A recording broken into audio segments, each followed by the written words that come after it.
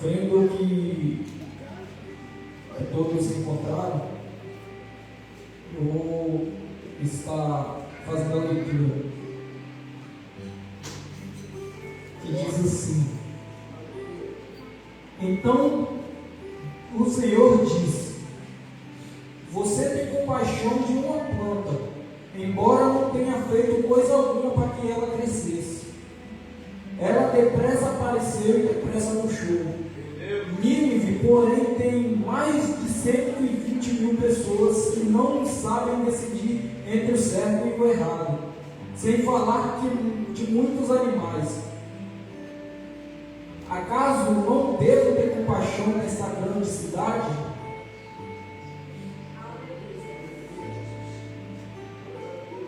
Irmãos, aqui nesse livro nós estamos diante da história de um profeta chamado Jonas, a qual Deus deu-lhe uma mensagem e designou a ele para que fosse até Nínive pregar contra ela. Então nós vamos ver que ao Senhor ter dado essa mensagem a Jonas, ele vai fazer totalmente ao contrário do que Deus designou a ele. Ele desce ao porto de Jope e acaba aqui comprando uma passagem em direção a Tarsis, a uma direção completamente oposta e até mais longe do qual aqui Deus tinha designado para ele.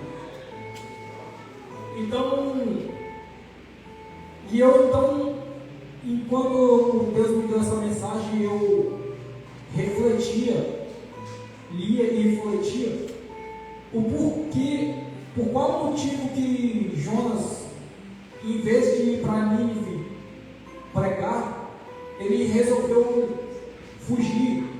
E enquanto eu pesquisava, eu descobri algumas coisas, alguns pontos importantes, que eu até fiz anotação e eu queria deixar aqui para os irmãos. Nínive era uma cidade localizada na Síria, como capital, uma cidade gigante, o que hoje em dia a gente chama de metrópolis, uma verdadeira metrópole naquela época.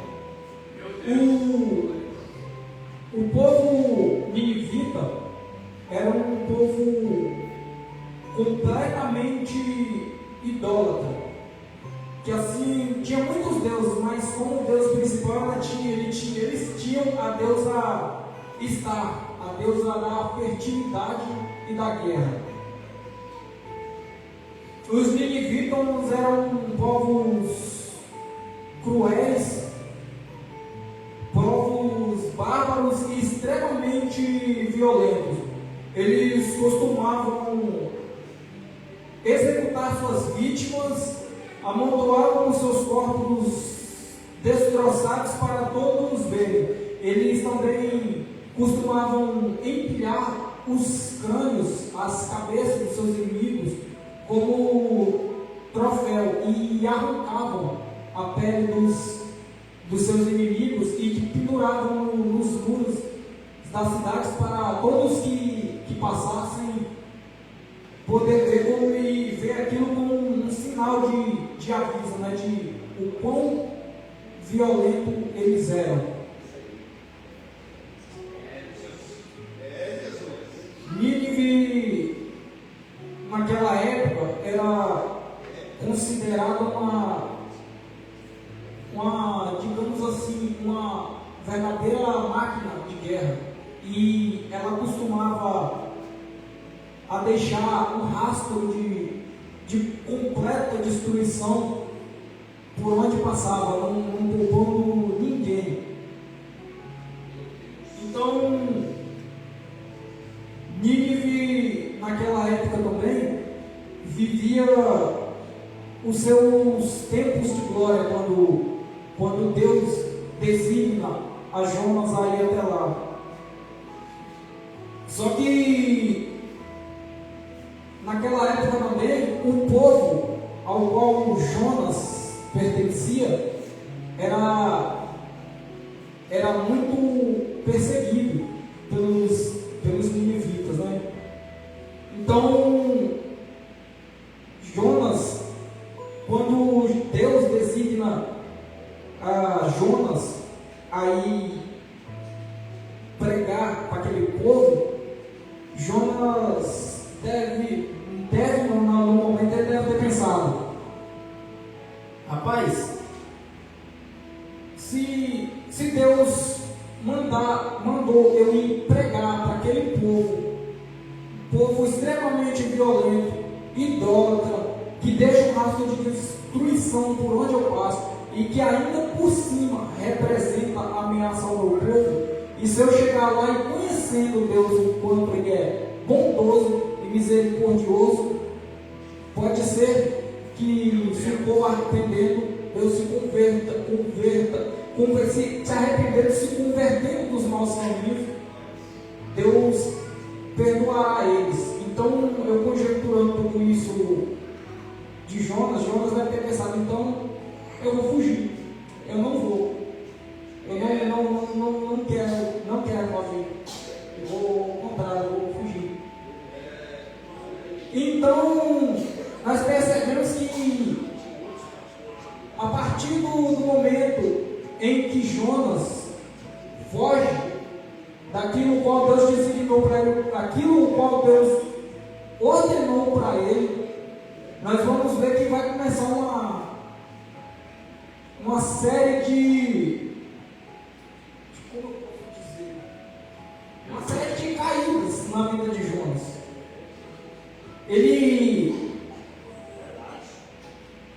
Ele pega um barco para fugir e ele desce para o porão daquele barco, o qual ali ele vai dormir.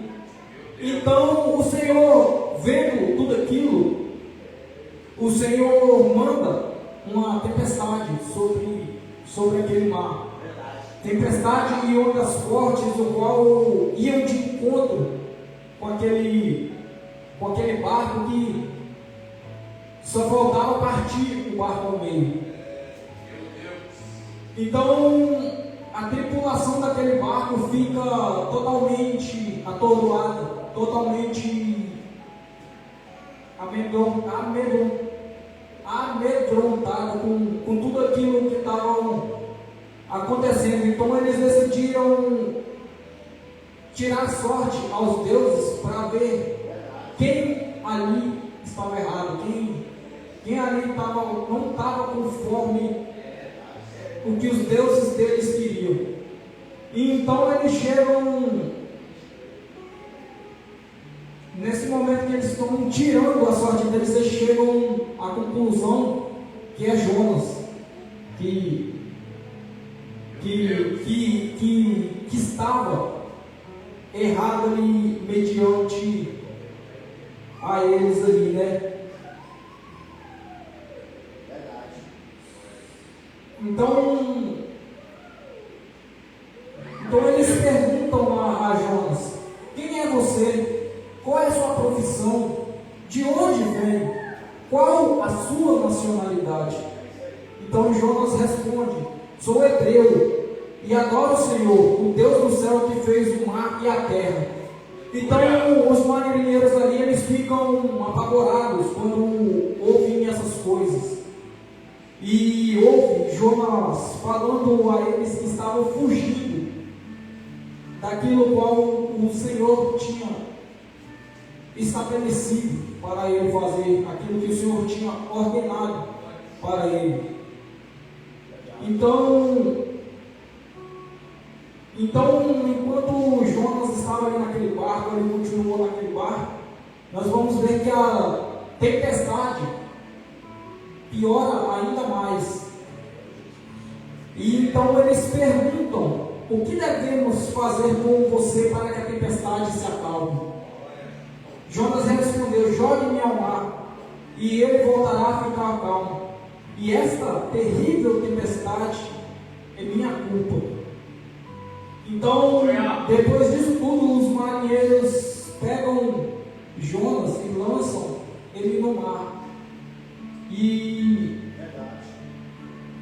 agora nós vamos ver que as coisas ainda pioram um pouco mais para Jonas, que ele vai ser engolido por um grande peixe, ao qual ele permaneceu no ventre desse peixe por 3 dias e 3 noites. Então, ali, no momento onde Jonas viu que não tinha mais para onde ele correr e a quem recorrer, ele decide recorrer àquele que tinha estabelecido algo sobre a sua vida, aquele que era dono da sua vida, aquele ao qual ele nunca deveria ter desviado o caminho, que é Deus. Então ele ora dentro do peixe, ele ora ao Senhor, e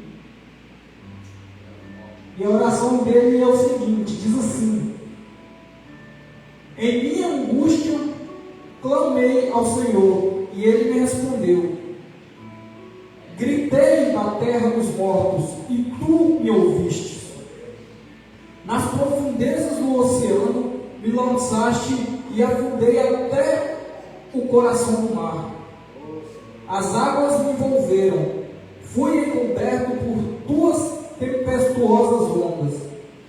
Então eu disse: tu me expulsaste de tua presença, e no entanto olharei de novo para o teu santo templo. Afundei das ondas, e das águas fecharam-se sobre mim. As águas marinhas se enrolaram em minha cabeça. Afundei até os alicerces dos montes. Fiquei preso na terra, cujas portas se fecharam para sempre. Mas tu, ó Senhor, meu Deus, me resgataste da morte. Quando minha vida se esvaía, me lembrei do Senhor, e minha oração subiu a ti e em teu santo templo. Os que adoram falsos deuses dão as costas para as misericórdias de Deus. Eu, porém, oferecerei sacrifício a ti com cânticos de gratidão. E cumprirei todos os meus votos, pois somente o Senhor, do Senhor vem o livramento. Então, aqui, mediante de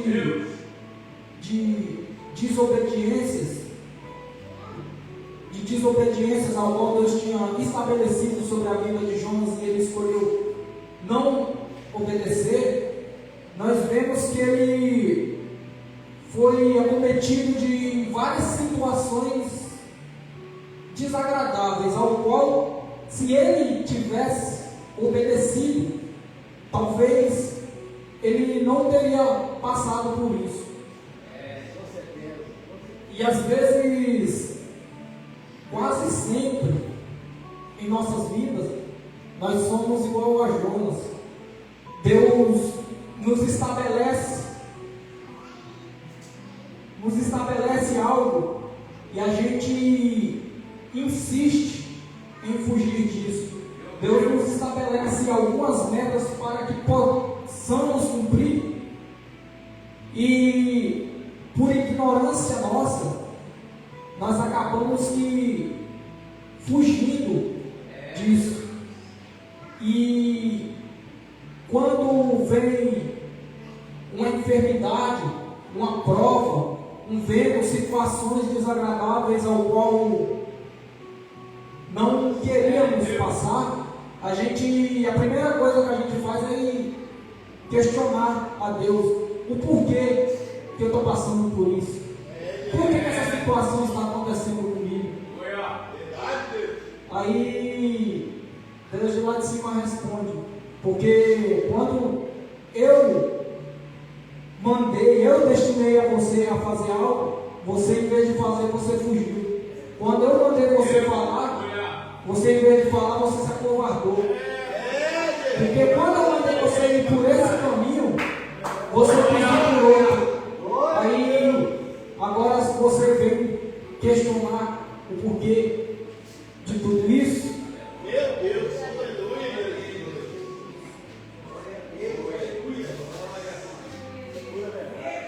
É boa de Deus. Então, quando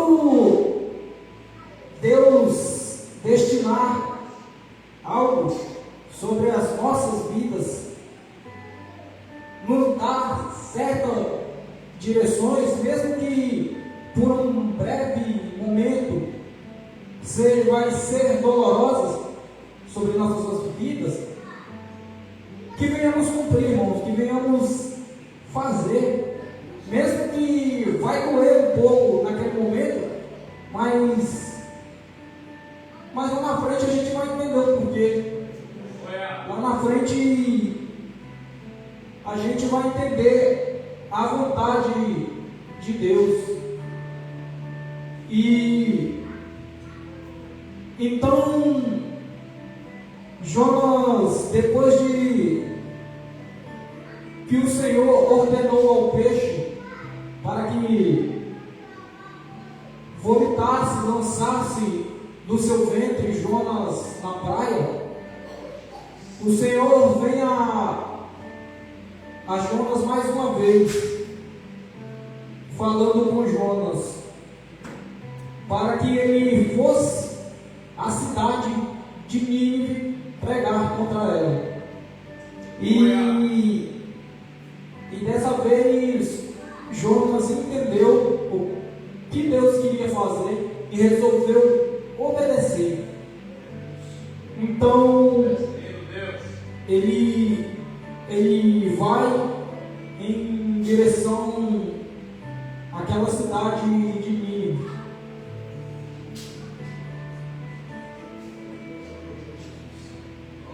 Então, quando ele chega na cidade, ele começa a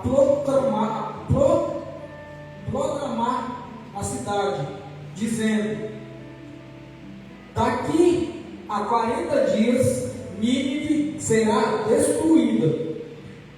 Os habitantes de Nínive creram em Deus, desde o maior ao mais importante até o mais humilde, declararam um jejum e vestiram panos de saco. E quando o rei de Nínive ouviu o que Jonas dizia, ele desceu do trono, tirou as suas vestes reais, vestiu um saco de pano, sentou-se sobre um monte de cinza. Então o rei e seus nobres enviaram um decreto a toda a cidade: ninguém, nem mesmo os animais de seu gado e de seu rebanho, poderá comer ou beber coisa alguma. Tanto as pessoas como os animais devem se cobrir de pano de saco, e todos devem orar fervorosamente ao Senhor. Devem deixar seus maus caminhos e toda a sua violência. Quem sabe Deus voltará atrás, conterá sua ira ardente e não nos destruirá.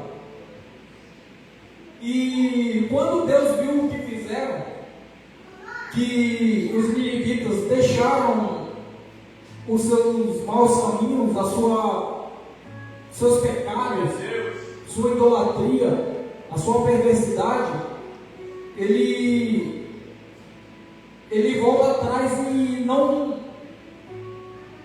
não destrói a cidade de Nínive. Então, aí agora nós vamos ver que tudo aquilo o qual Jonas corria de fazer, porque ele sabia que Deus, se o povo se arrependesse, Deus ia voltar atrás, está acontecendo. Então, Jonas se aborrece e mais uma vez ele vai orar ao Senhor e diz: antes de eu sair de casa, não foi isso que eu disse que tu farias, ó Senhor.